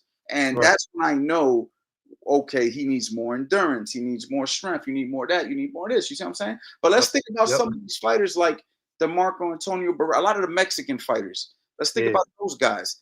You know for a fact those dudes ain't doing no plyometric. Like they're not doing these heavy no, training sessions, and they're strong. They're beating motherfuckers up. They're letting their hands go. They're focusing on their boxing, but this is the lighter weight classes. But they're focusing on their boxing. They're like those guys they're not doing all of that because they could clean or they could do a freaking Olympic lift. They're doing that because they're that, constantly working on punching. oh yeah, And I know for a fact because I've trained with Mexican trainers before, and their whole thing is cardio. yeah, And they're able to do a whole lot, and they're able to perform and fight hard, bro. Like fight yeah, really hard for a lot yeah, of rounds. So it just depends. Like yeah, I think there's more than one way to skin a cat, like they say. Like, listen, you see these Olympic what are these guys? These gymnasts. yeah. These guys are built like freaking Strong bodybuilders, if not better, and they're doing body weight calisthenics, bro. every day and moving and throwing their body weight around like it ain't nothing. That's Yeah, crazy. you see That's these true. guys in the hood. You see these guys in the parks and stuff. The pull-up dudes, like the back in the day, the Rough Rider type dudes. Yep, All they did was pull-ups, push-ups, dips, yep. squats and bro, their bodies are phenomenal. You know they're strong. They They're didn't strong like as hell. they're getting to the same destination to like where you're trying to go with the elite. So I think it also comes down to what style do you choose, how consistent are you with it, and how you feel, and learning when to pull back and learning when to push a little more. I think it's all trial and error. I think it's all testing. Mhm. I don't think that anybody has the full answer. I think that it's something that you kind of just play around with it till you find what works for you. Yeah, And that's going to take a little bit of trial and error, you know what I mean? Because you might do some of this strength and conditioning stuff with the boxing, and then come to find out you feel weak, and you're like, though, I think I was doing too much strength and conditioning, man. I feel like I overtrained, or the other way around, you know. Oh, I feel like I could have been a little stronger. I think I did too much. So I think that it takes a little bit of tweaking and trial and error, and you figure it out on your days. And then you got even the nutrition, like, bro, all of this is why data is important. You got to kind of know what you're doing on a day to day and kind of fill your body out. Okay, I feel like this. I feel like this. You know what I mean? And that's what I've noticed works best for the guys I've worked with. And you're right. You're 100% right. It ain't no one size fits all for everybody. I think it's a case by case basis, and most of the time people will forget that and try to train. And a lot of these guys try to train the same, train everybody the same, and it just doesn't work out typically. So for me, I agree. I know, me being a smaller heavyweight, I had to be a little more into the lifting. I got into it at like 16 and really picked up a lot at 16, 17 years old. And then as I progressed and I moved from Pittsburgh to Philly, I started to get more information on it and started working with guys who were, high level, Division I, like Villanova, the football team. Their strength and conditioning coaches. I was working with them for a while, and then my guy Haas, who has so many different I wanted to gain certifications and so much information. Been around strength and conditioning for years. Been a high level trainer for years. So I mean, I got so many guys and so much I've learned strength and conditioning wise from them. And for me being a heavyweight, I think it's a necessity. But you're right. Not everybody needs it, especially at those lower weights. It's not always a necessity. Sometimes it can. I don't want to say it can slow you down so much as maybe it can make it a little bit harder for you to get down the weight, and then you have to move up, and you don't want to move up sometimes as fast as some of these guys would have to if they lifted. So, yeah, I can't deny. And the body weight exercise, the body weight work can be just as effective. So, yeah.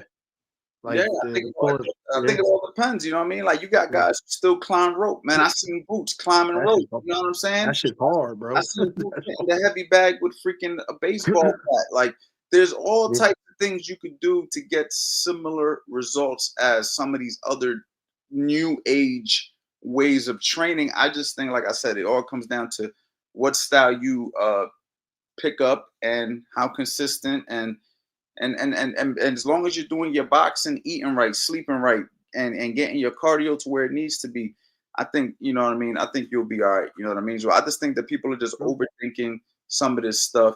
I do believe though, like if you weight train the wrong way, like you said, like if you're focusing on like eight to 15 reps, I mean, that's when you get into hypertrophy or hypertrophy, whatever it's called. I always get that wrong. And that's when you start to build muscle size.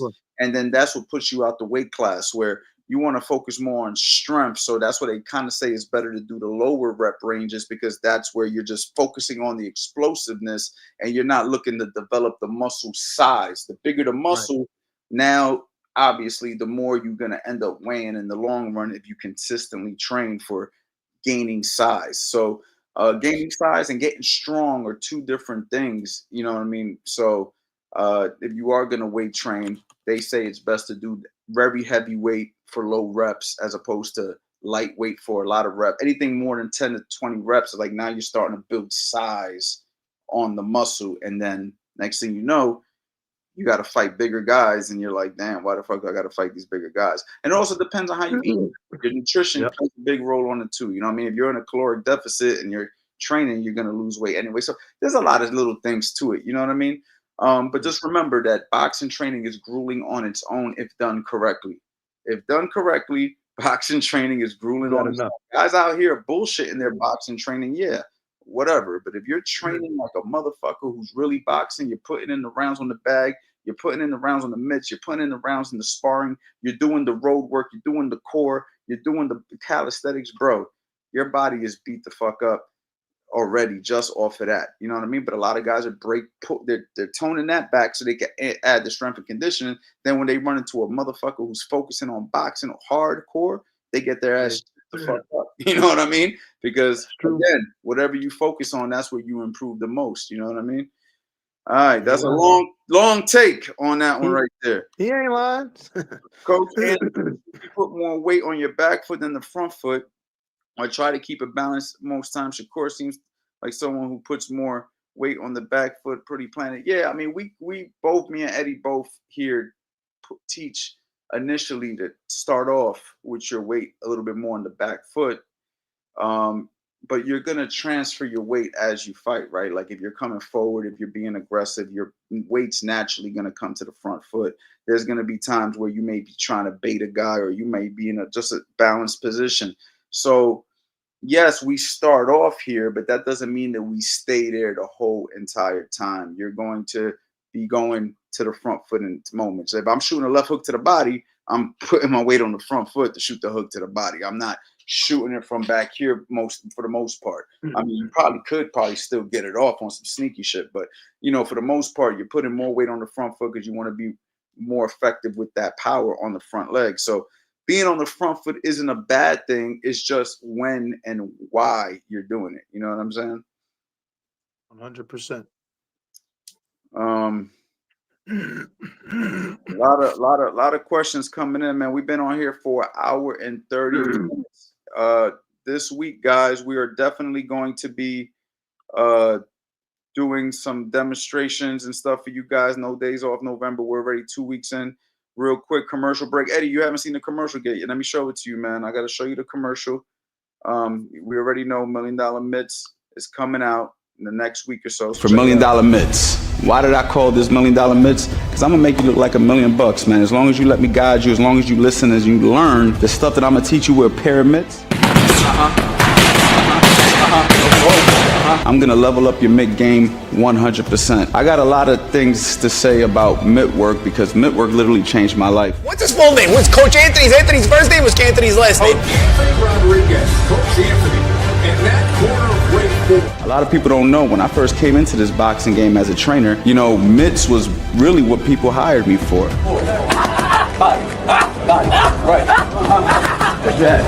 Working with professional fighters that put me in world title corners right off the bat just because they like the way I hold a pair of mitts.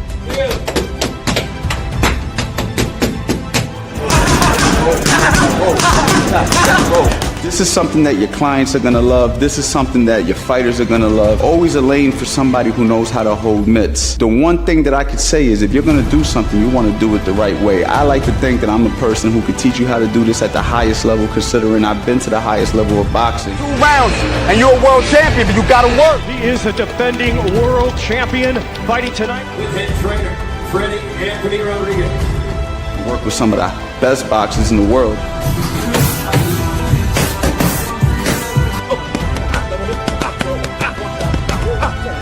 Mitts is what literally put me in that position. You could be a great coach, you could be a great teacher, you could be a great personal trainer. But this is what's going to capture their eyes. This is what's going to make people look at you and make people say, hey man, that guy knows what he's doing. I want to go ahead and work with that person. I'm going to teach you, it doesn't matter if you have 0 experience or if you have a lot of experience, there's going to be modules in this course that's going to help level you up. Man, you got to change. Sean. Whoa. You see that?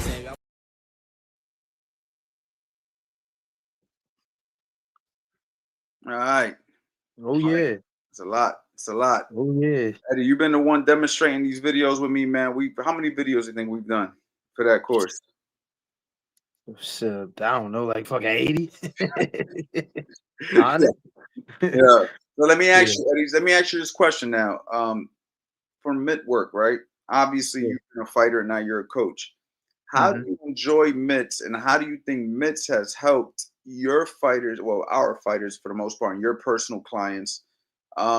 How do you think it's helped them, and how do you like it now that you're on the other side, not punching the mitts, but holding the mitts? And the people who've been watching Eddie have seen him improve drastically in the last year, holding mitts here at the gym. So what's your thoughts on holding mitts? I've learned a lot, and you know that. But no, I think it's a great way to teach Matter of fact, I got a good one. I saw you doing this too. You know Andrew from the gym, right? Hmm. All right. Drew came into the gym. Well, it was probably I think at the start, right? Like he was pretty much one of the, Yeah, one yeah, of he's the been with one us. of He's been with us the whole time we've been open for the most part. right. Now, for a while, Drew was stuck pretty much. In the beginning, he was trying to figure it out and we were working with him. We would do different things, but then he got some private lessons with Coach Ant. And it was mainly on mitts, going over certain things, certain details, and it was all done with the mitts. It wasn't really a lot of other things. I mean, don't get me wrong, there was some bagging, it was some shadow boxing, it was a lot of mitts though. And then all of a sudden I seen Andrew come in. He took a couple, it's like he took a week off and came back and was a whole different person. I'm like, damn. I see Drew in there actually now, because normally he'd be the one taking the punishment. He actually out there giving it a little bit. And I'm like, damn, this is what Ant was doing with him with the mitts. I'm like, damn. I'm like, all right, Ant, let me think twice about these mitts. So, I see him, and then I see other kids that I've taken and I've started working with, and even some of my guys who aren't even in the gym, some of my private clients that I've worked with, and it's been mainly mitts, and it really has helped them improve and help them understand certain things from my point of view. You know what I mean? Well, was the fighter at time for the longest, but now even being a guy holding them, I'm able to show them stuff a little bit more from a fighting standpoint. So it's like if I'm opposite them, like we're fighting each other. So I'm showing them, hey, don't throw this punch like this, because if you do, I can come over top of your jab, and you know what I mean, and catch you with a right hand, or if you drop that, or if you're throwing a jab, I see that right hand dropping, and I catch him with a left hook. You know what I'm saying? It really, I think the mitts from that particular standpoint helps them understand from a fighter's perspective. Like I've even heard things like my guy Bashir, who was whole mitts for me, he would say, this was, some years ago now, he would do it as if he was fighting. It was like, yo, you can literally, if you don't have sparring and it's like short notice fight or something, you got to jump in. It's an opportunity for you. He literally hold the mitts like it's a fight. You know what I'm saying? I know, and you do that. You could do that too, and treat it like it's a fight, where you can kind of. It's not sparring, and you can't say it compares that much to sparring, but at least it gives you something and some idea of what a fight might be like. And then the trainer knows what you need, so that can actually help too. So, and then on top of all that, I feel like the pace of it, making you throw punches, testing your conditioning, adding other little things, like when me and you were working, getting ready for the fight, they was putting bands on my waist, and that shit was making me mad. I couldn't stand. I was like trying to fight through it, but it takes you from, just hitting, it's just not just hitting mitts anymore. At that point, it's really turning you into a literally a better fighter. You know what I mean? As the holder, I can see so much and so many things that I can do with my fighters so much better when holding mitts. That's why you see Freddie Roach doing it too. Even with Parkinson's, even having all these issues, he still does it. Must be pretty important when you see a guy who's struggling to even walk sometimes, still holding mitts for his fighters. Right, right. Nah, yeah, 100%, man. I think mitt work is definitely one of the best ways to teach because a lot of people, that's how they get motivated. And whatever's gonna motivate your person to do the stuff, you know what I mean? And I think that mitts is definitely one of the better ways, and it's very intimate. You can kind of like, you know, Yep. make a person like really feel like they're learning and understanding now. And we all know that when you're doing repetition, repetition, repetition, it can get a little boring. So the mitts also helps keep things fun, keeps things intriguing. So yeah, man, I definitely think that mitts is good. And I know you, for somebody who's been on both sides of it, you're starting Yeah. to appreciate it from a coach's perspective on how, like I see all the members at the gym line up when you're holding mitts now. Like Yeah, man. Eddie Damn. will literally have, no lie, and I'm not making this up for this video right now. I'll record it next time. He'll have an assembly line of people just lined the fuck up, like waiting for their turn to hit the damn mitts. Like Eddie's holding, and you got these kids online like they're getting some free lunch at school or something. They're just online waiting. Yo, Like, yo, that they're shit is all funny waiting though. for their turn to hit the mitts because Facts, Eddie decided, okay, I'm gonna hold mitts for this particular group of people, and they're all like, bro. they get off the Hey, bag, they stop doing what they because that's what bro. gets them motivated.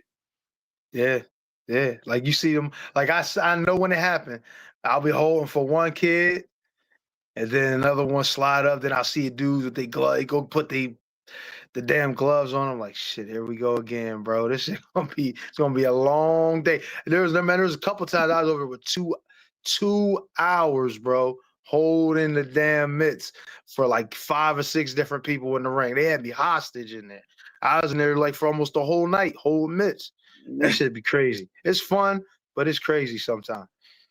Yeah, so make sure you guys go ahead, get on the waiting list. I'm putting the link in there for like the 10th time. Go ahead, fill your name out the waiting list because when this releases, I'm giving out a special deal to every single person who's on the list. Okay, a special deal for you guys who believed in it and decided that you guys wanted to get on the list. Also, just so you guys know, the Black Friday sale is officially active. Every single thing on my website, from my master boxing bundle to my individual courses to my to what you call it, my mini bundles. It's all on sale right now. So let me just go ahead and do something real quick. I'm gonna definitely put the link in here.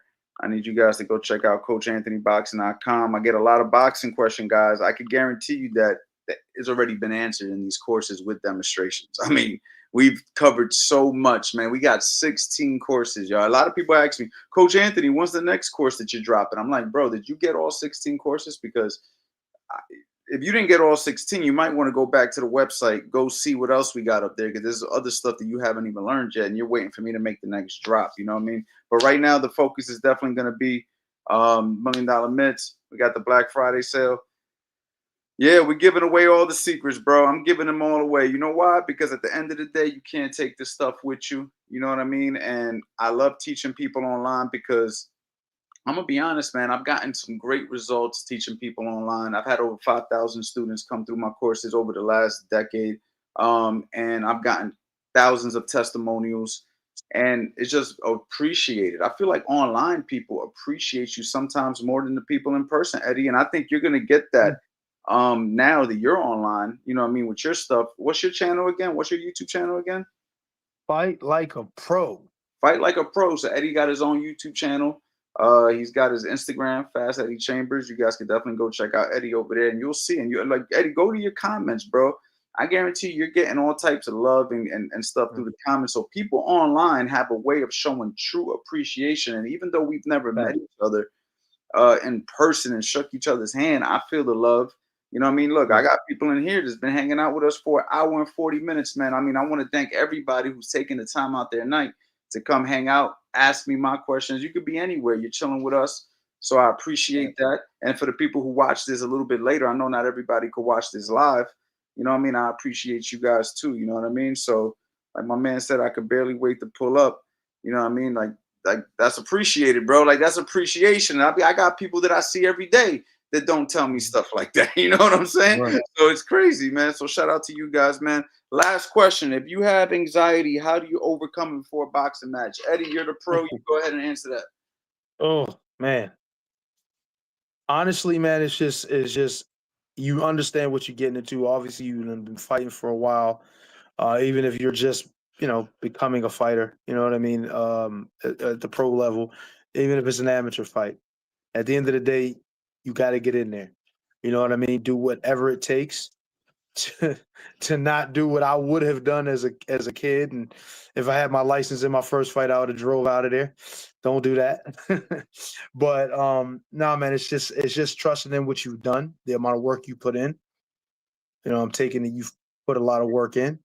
Um, and believing that, whatever happens, especially if you're in the amateurs and you're just getting started out, whatever happens is going to help you improve in the long run. You know what I mean? Obviously, anxiety and difficulty with nerves and stuff like that is going to happen. You're human. You know what I mean? But once the first punch is thrown, it all goes by the wayside. And you just got to believe that.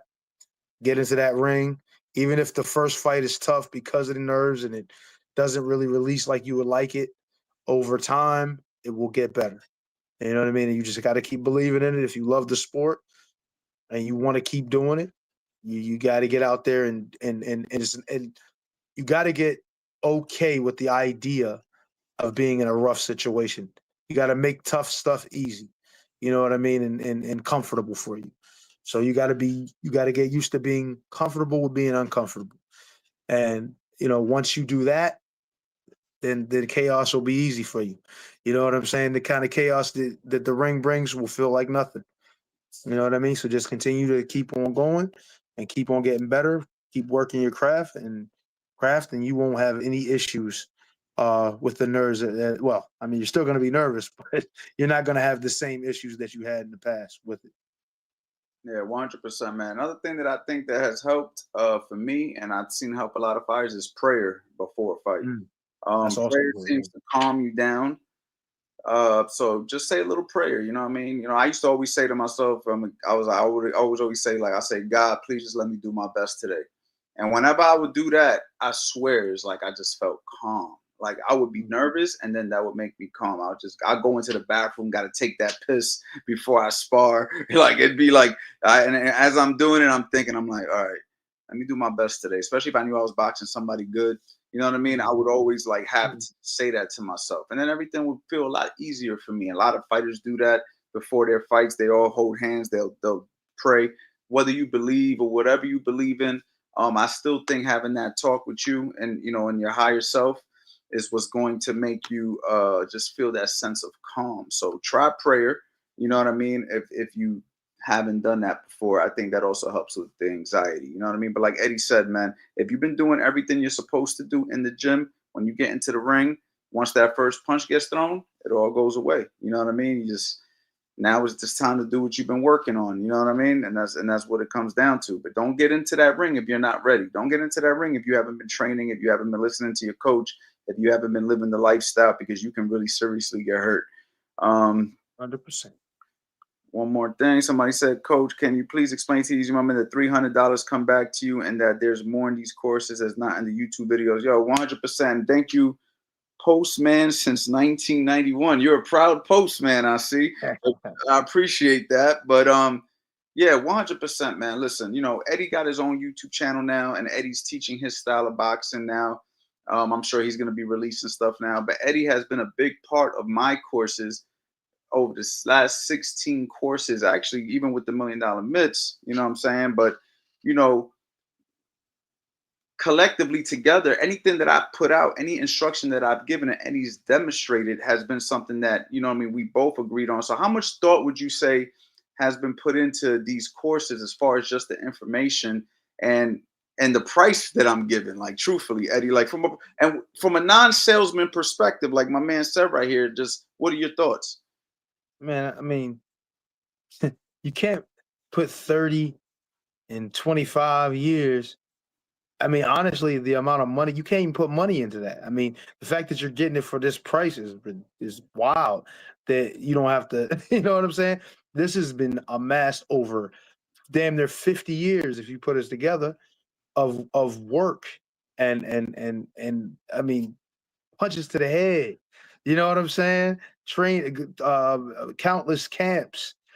You know what I mean? This information is just valuable to the highest degree. So I mean, there's too much game here for you. For the price you're getting it for, it's almost like it's free. You know what I mean? If you decide not to partake in it, that's on you. But the reality of it is, there's too much information here for you not to take advantage of this. You're doing a disservice to yourself if you don't. And I'm not saying that trying to be a salesman. Fact is, there's so much energy that has been put into this, so much knowledge, so much information. There's just too much to not take advantage of it. And like I said, if you decide not to, that's completely up to you. But for the price you're getting it for right now, you have to. It's almost like you have to. Yeah, it's crazy, bro. So look, I'm selling individual courses right now for $47, Eddie. I got mini bundles, all right, which is 3 courses or more for $47. That's just these particular bundles that I've given out. And then of course we got the Master Boxing Bundle, all 16 courses for $267. Now I've sold when I first started, I was selling individual courses for $997. Then it dropped down over time. Then eventually I started selling them for like $300. Then it went down to like $150. Like I've been doing this over a decade. So these courses really are at this price because they've been out for so long. And I really haven't dropped nothing new in like 2 years. But truthfully, man, they're worth every penny. I mean, you got people that come into the gym and pay more for a month of training, and they're still stuck on build you from the ground up level. You know what I mean? I'm giving you stuff that everything. I'm just giving it all away in course value. Now, the difference is, of course, we're not next to you, but if you have the time and the patience to sit there and watch the courses, you're going to learn so much, man. And you're going to be able to apply so much. Even from a trainer's perspective, you might be looking for different ways to teach something. Now you could go ahead and hear it from me on how I teach it. And then you can say, okay, I like how he taught that. I can put my spin on it, whatever the case may be. So it's just valuable in all different ways. I know it is for a fact. I've gotten thousands of testimonials. So it's Black Friday month. You know, I always go crazy and try to give out. This is the one time of the year where I, you know, give these type of prices. So anyway, man, that's it for tonight, Eddie, man. I want to say thank you for your time. This week, we're going to do some live demonstrations. I don't know how many times Eddie can be on the lives this week, but we're going to take advantage as many of them as we can get out of them. You know what I mean? And make sure you guys check his channel out, Fight Like a Pro. Check him out on Instagram. Fast Eddie Chambers, and be on the lookout because I know Eddie's going to have something for you guys real soon. So, yeah, man. Thank you to everybody in the chat. And that's it, man. One last time for the commercial, and we out of here. Peace. For $1 million mitts. Why did I call this $1 million mitts? Because I'm gonna make you look like $1 million, man. As long as you let me guide you, as long as you listen, as you learn the stuff that I'm gonna teach you with a pair of mitts. I'm gonna level up your mitt game 100%. I got a lot of things to say about mitt work because mitt work literally changed my life. What's his full name? What's Coach Anthony's? Anthony's first name was Anthony's last name. Anthony Rodriguez, Coach Anthony, and that corner of weight 4. A lot of people don't know, when I first came into this boxing game as a trainer, you know, mitts was really what people hired me for.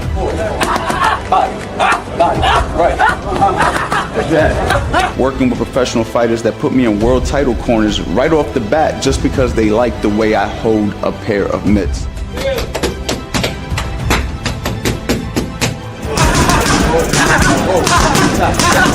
This is something that your clients are gonna love. This is something that your fighters are gonna love. Always a lane for somebody who knows how to hold mitts. The one thing that I could say is if you're gonna do something, you wanna do it the right way. I like to think that I'm a person who could teach you how to do this at the highest level, considering I've been to the highest level of boxing. 2 rounds, and you're a world champion, but you gotta work. He is a defending world champion fighting tonight. With head trainer, Freddie Anthony Rodriguez. I work with some of the best boxers in the world.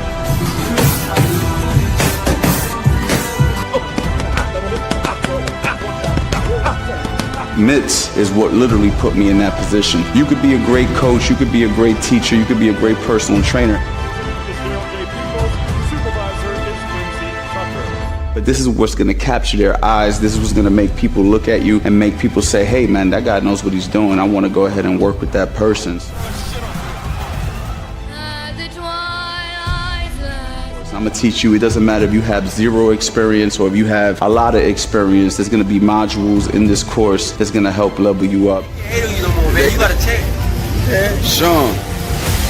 Whoa. You see that?